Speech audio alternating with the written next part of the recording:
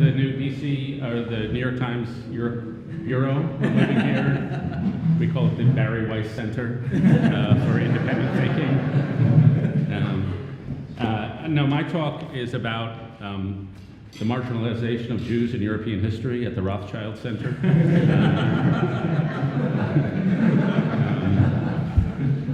David, if I may, because the acoustics are so bad, could you articulate? Oh, wow, okay. Thank you. Okay, I have a lot to say, but I will try to speak slowly and articulate. And I'm going to start in the bishop's honor with some scripture, which from the book of Jeremiah. And the situation is the Jews have been exiled from what is now Israel. Solomon's temple has been destroyed, and they're all sent off to Babylon. And Jeremiah gives them some instructions on how to live in exile. And so the passage is, build houses and settle down, plant gardens and eat what they produce, marry and have sons and daughters, find wives for your sons and give your daughters in marriage, so that they too may have sons and daughters. Increase in number there, do not decrease. Also seek the peace and prosperity of the city to which I have carried you in exile. Pray to the Lord, because if it prospers, you too will prosper. And that idea, seek the peace and prosperity of the city you're in, according to Rabbi Sachs, from whom I got this, was a very original idea. The idea that you could be what Sachs calls a creative minority. That you could be in a city, not of it, but contributing to it even while being a separate group. And it's occurred to me over the last day and a half that this sense of being a minority, this sense of being in exile, is now an almost universal sensation. That everybody in some way or another feels like they're a minority. And I think this has come about and have a minority mentality. And this has come about in part because of demographic change. We're in a lot of countries where there is no dominant demographic majority. Loosening restrictions on gender identity, so a lot of people feel they're part of gender minorities. Secularism, religious people, certainly in Europe, but also in the US, evangelicals feeling they're a minority. Meritocracy, a lot of people who were in the middle class consider themselves minority in a culture run by the highly educated elites. And then just loss of social trust, as Matthew was saying. When you feel you're in a distrusting society, you feel like you can't trust the established institutions, and you feel a little like a persecuted minority. And then finally, minority status, as Matthew said, I thought one of the things that's worth the trip, that sentence where you said, when you defined wokeism as the sacralization of minorities.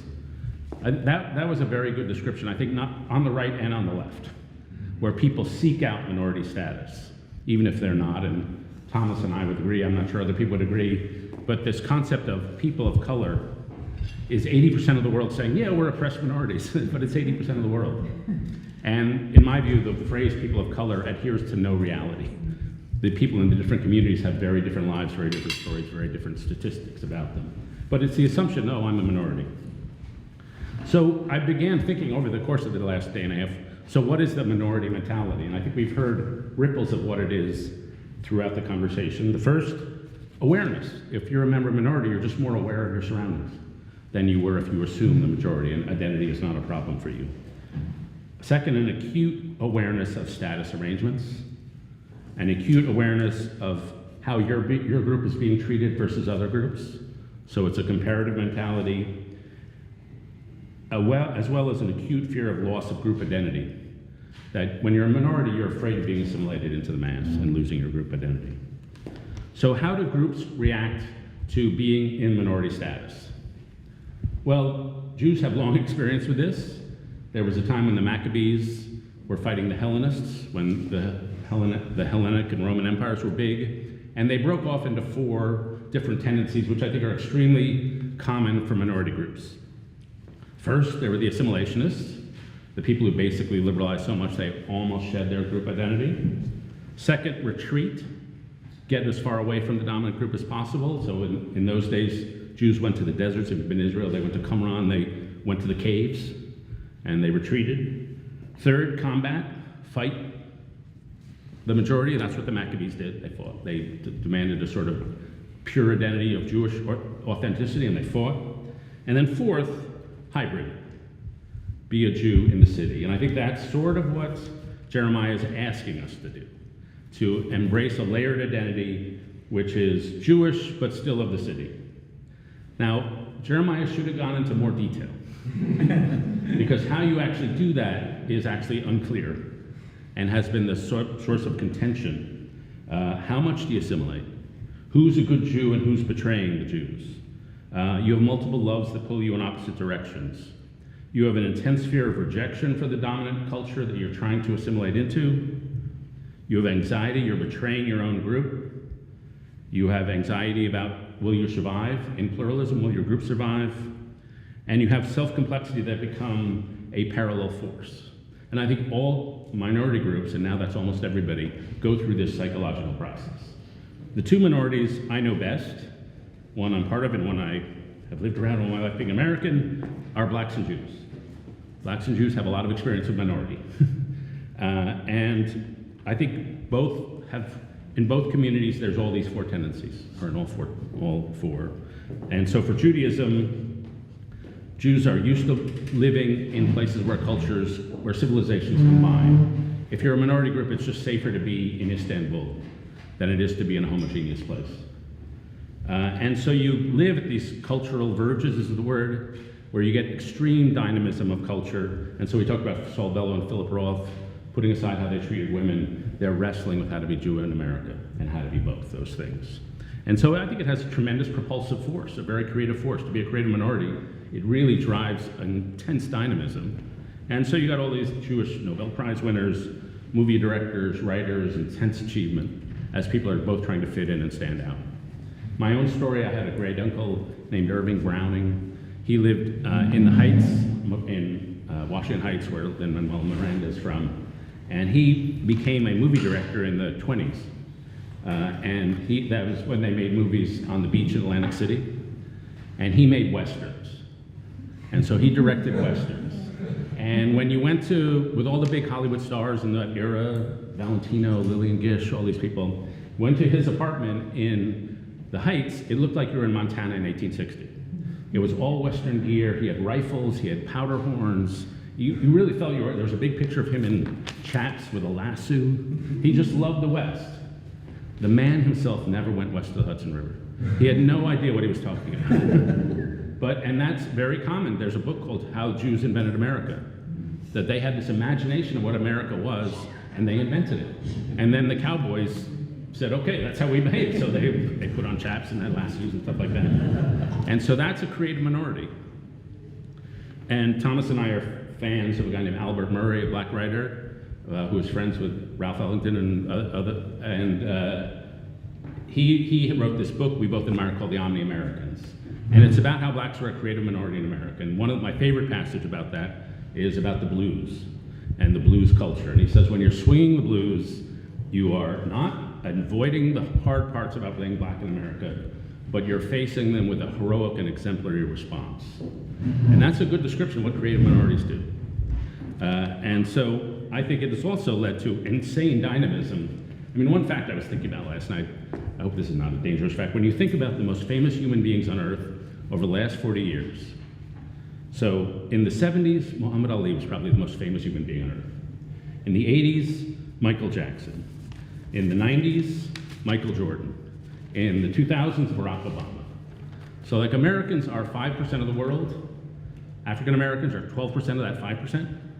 So how weird is it that the most famous human beings for 4 decades were African Americans? Like that shows a lot of dynamism.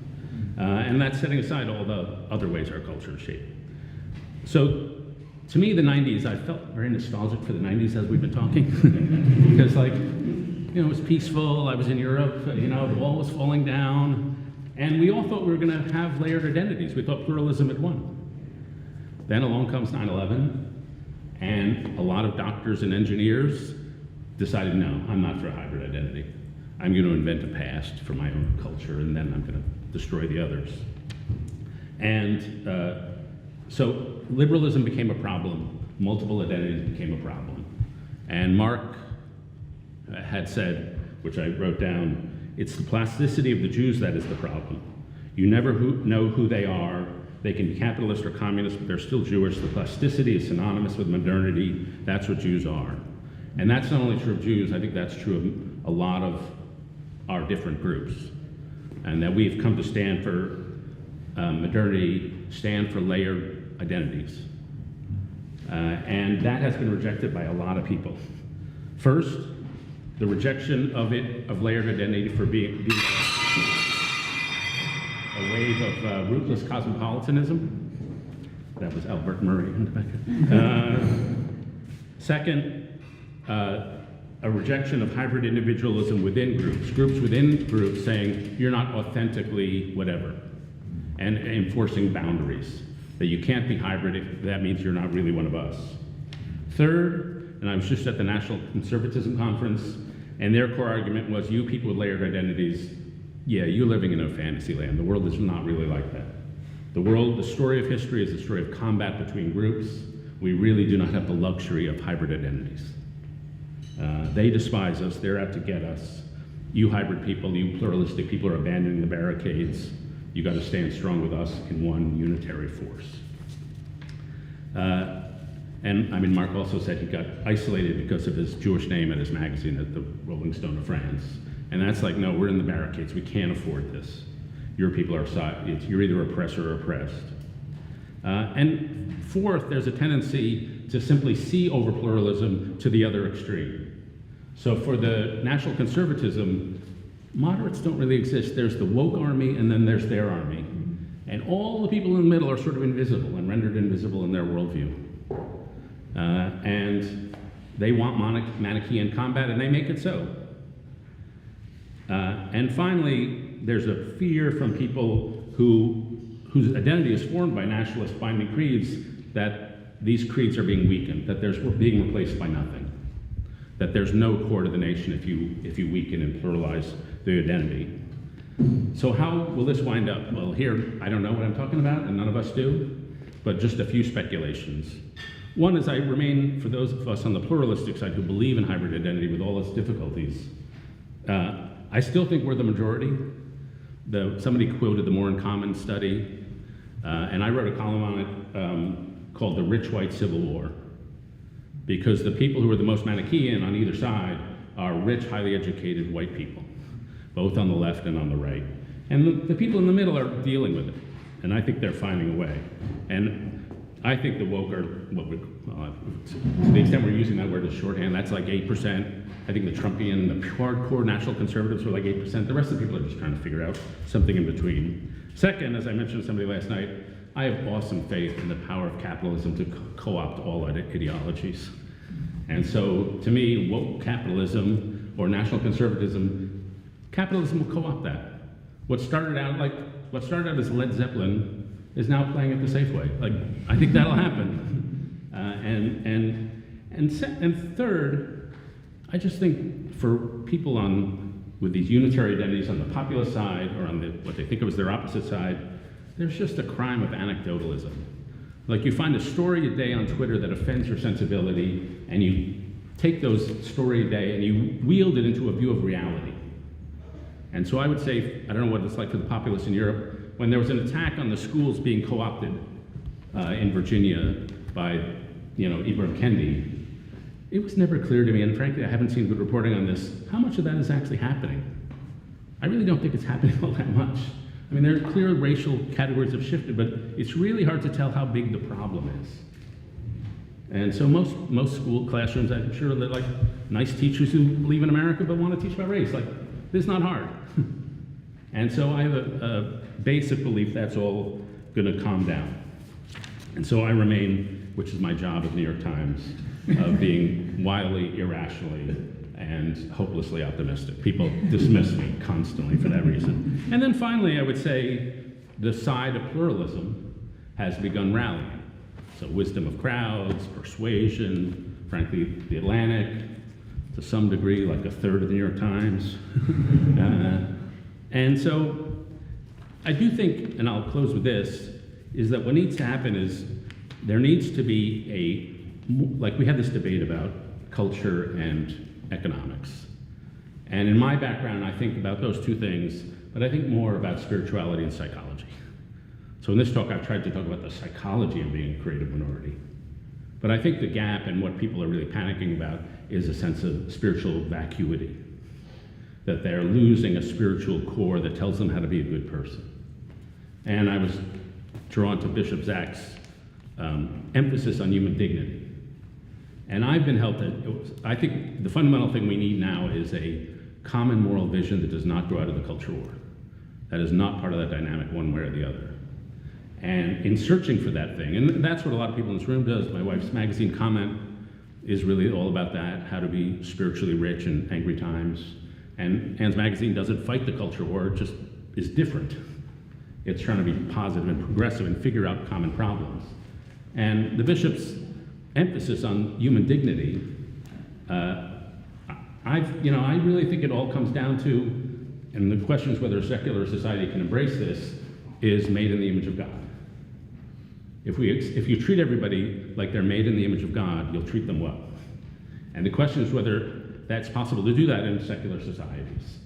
And I tell my secular friends, there's some piece of you that has no size, weight, color, or shape, but gives you infinite value and dignity. You don't have to believe in God to believe this. And that's your soul. And if you treat people like they have souls, then you'll end up treating them well. But somehow that spiritual vacuum, I think, has to be filled.